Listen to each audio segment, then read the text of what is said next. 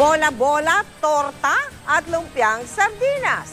Ilan lang yan sa mga naisip na recipe ng ilang taga-Eastern Samar para hindi naman daw sila maumay sa rasyon sa kanilang sardinas. Nakatutok si Marisol Abduraman. Sa tindi ng pinsala ng bagyong Yolanda sa Eastern Samar, pati kabuhayan ng mga residente nawala. Kaya sa relief goods muna umaasa ang mga nasalanta. At sa halos araw-araw nilang rasyon, hindi nawala ang sardinas. Kaya para hindi maumay, iba't ibang luto ng sardinas ang ginagawa ng ating mga kababayan. Pinakitaan tayo ng ilang recipe. Una na ang sardinas bola-bola. Naisip lang namin to yung...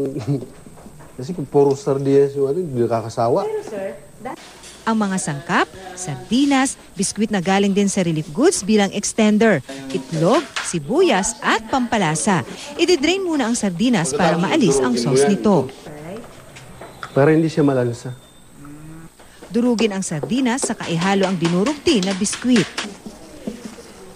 Lagyan ng itlog, paminta, sibuyas na dinikdik at pampalasa. Paghaluin, bilugin, saka iprito. Ang next recipe, lumpiang sardinas. Dinikdik na sibuyas, pampalasa at sayote ang inihalo sa sardinas. Unang ginisa ang gulay para lumambot ito at magkalasa. Saka babalutin sa lumpia wrapper at ipiprito. At ang isa rin daw na paborito ng bayan, ang sardinas omelette. Bola-bola, lumpia, at omelette.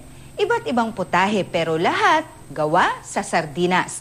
Ito raw ang naisip na paraan ng mga taga-barangay 4 dito sa Ernani, Eastern Samar para kahit papano'y hindi raw maging kasawa-sawa ang araw-araw na lang na rasyon sa kanilang sardinas. Hindi ko siyempre pinalampas ang pagkakataong matikman ang mga ito. Sarap ba? Nakasakala. Alin dito ang paborito mo? Ang paborito mo? Ay, ito talaga. Mahirap man ang pinagdadaanan. Di ito naging hadlang sa mga sinalanta ng bagyo para salubungin ang Pasko. At sa Noche Buena, sardinas man ang posible nilang pagsasaluhan, ang mahalaga raw, sama-sama silang pamilya. Mula rito sa Eastern Samar, Marisol Abduraman, Nakatuto, 24 Oras.